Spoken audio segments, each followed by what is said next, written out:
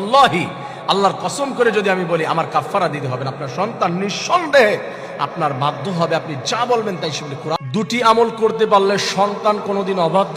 হালাল উপার্জন সন্তানদের মুখে দিতে হবে।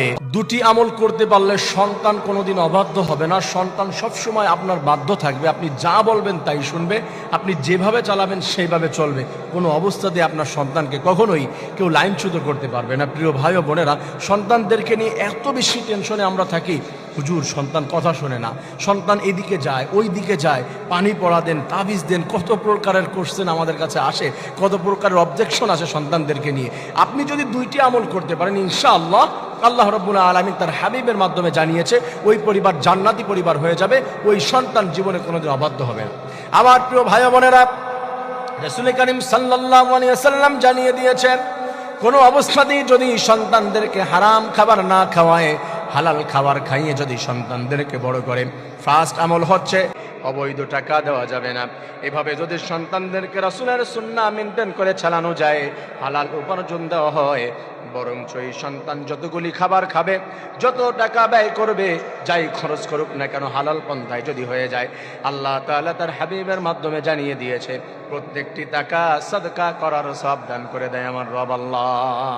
আমার প্রিয় ভাই বোনেরা, এই জন্য সন্তান বাধ্য না অবাধ্য এর ইম্পর্টেন্ট যেই বিষয়টি আমাদের ফলো করতে হবে সেইটা হলো, সন্তানকে আমি কি হালাল উপার্জন দিলাম নাকি হারাম উপার্জন দিলাম।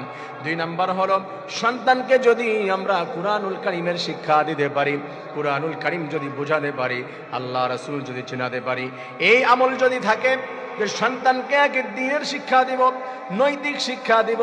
রাসূল করিম সাল্লাল্লাহু আলাইহি ওয়াসাল্লামের হাদিসের ভিতরে ডিটেইল জানিয়ে দেওয়া হয়েছে, মা বাবার সঙ্গে কেমন বিহেভ করবে, আত্মীয়র সঙ্গে কেমন বিহেভ করবে, ঘরে বাহিরে কোথায় কি অবস্থায় মানুষ চলাফেরা করবে, জিন্দেগির মানুষের জন্ম থেকে নিয়ে মৃত্যু পর্যন্ত প্রত্যেকটি বিষয় রাসূলের সুন্নাহর ভিতরে আছে না নাই।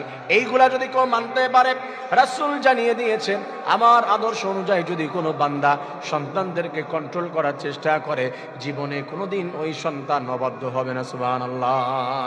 আপনি দুইটি আমল করবেন, জাস্ট হালাল উপার্জন, দ্বীনের শিক্ষা, এইগুলা যদি সন্তানকে দিতে পারেন, আল্লাহি আল্লাহর কসম করে যদি আমি বলি আমার কাফারা দিতে হবে না, আপনার সন্তান নিঃসন্দেহে আপনার বাধ্য হবে, আপনি যা বলবেন তাই শুনবে। কোরআন বলে দিয়েছে, ওয়াসাইনাল ইনসানা বিওয়ালিদাইহি ইহসানা, মা বাবার সঙ্গে সৎ ব্যবহার করো।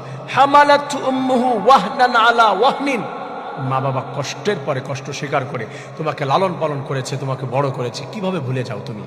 এই কথা তো ইসলাম শিক্ষা দিয়েছে, এই নীতিমালা ইসলামের, যে মা বাবার সঙ্গে ফালা তাকুল্লাহুমা উফ, উফ শব্দ ব্যবহার করতে দিবে না।